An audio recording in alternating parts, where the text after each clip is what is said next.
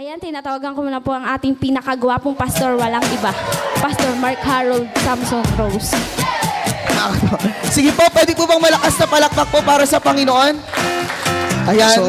So praise God. Tingnan nyo nga po ang inyong katabi sa inyong kapatid. Napagpala ako, nakasama kita ngayon. Amen.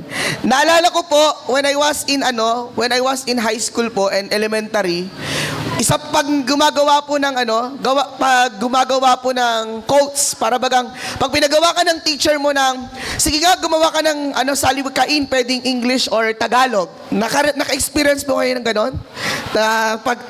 Gagawain po kayo sa papel o sa bond paper. Then, madalas po nating sinusulat doon ay, time is gold. Tama po ba? Or madalas nating marinig sa mga teachers natin, time is gold.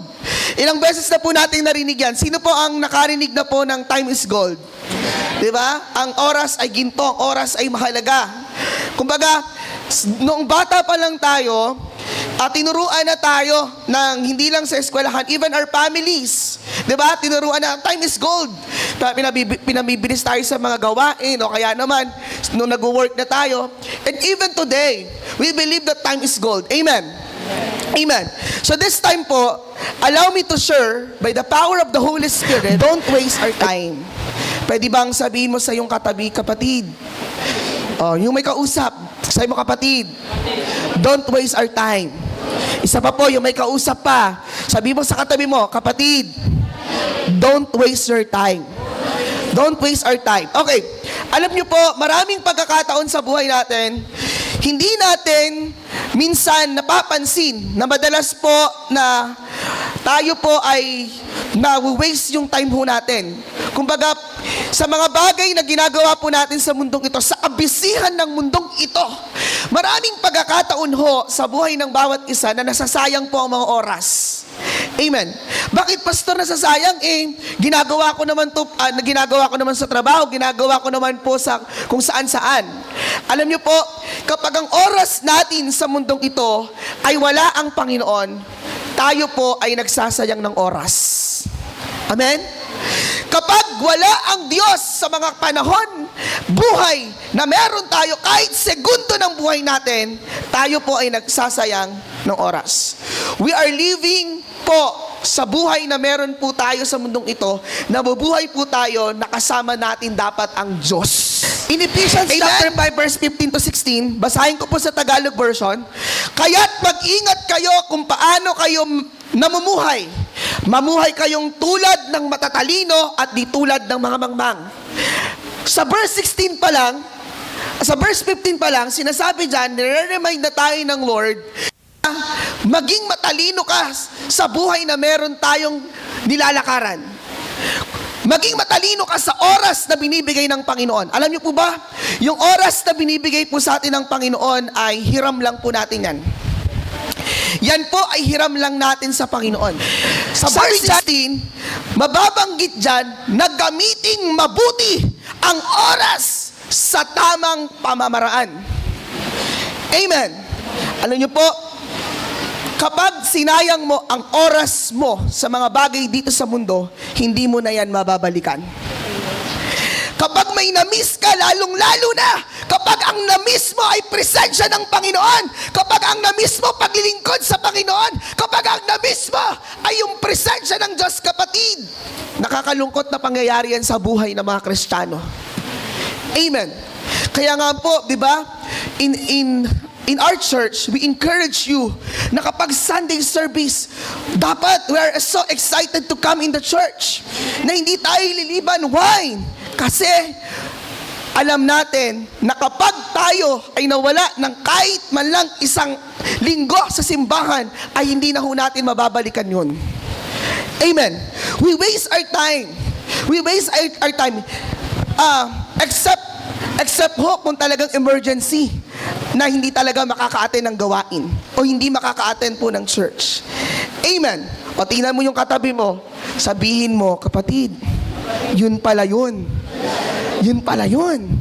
Amen? Sabi, time is one of the greatest gifts God has given us. Once wasted, it can never be retrieved. Amen? Sabi po dyan, time is one of the greatest gifts God has given us. Once wasted, it can never be retrieved. Kapag ito'y nasayang, hindi na po ito mababalikan. Amen. Ano nyo po? Sad to say, even Christians na hook up or sila po ay nabitag na ng kaaway pagdating ho sa mga modernong kagamitan ngayon. Sa mga modernong applications ng mundo na I'm not killjoy pastors, di ba? Sino nagpe-Facebook? Kailangan natin yan. Yung mga YouTube nakakapagbigay sa atin ng informations. Ang TikTok, di ba? Make it sure kumbaga, lahat ng bagay na yan, make it sure na yan po ay nasa maayos na kalalagayan. Ang problema dyan, maraming pagkakataon kahit Kristiyano na babad sa YouTube, hindi na nakakapanalangin, hindi na nakakapagbasa ng Biblia.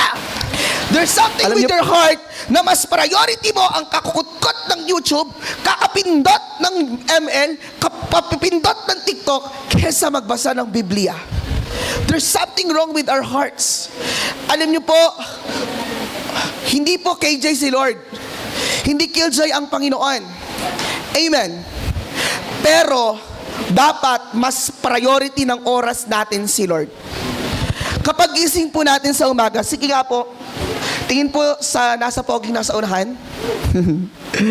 Tingin po lahat, mga nanay, tatay, mga kabataan, tingin po, kamusta po ang inyong prayer life and devotion sa Panginoon? Paggising nyo sa umaga, ano po ang ginagawa po natin? What did you do po paggising po natin sa umaga, ano pong unang ginagawa natin?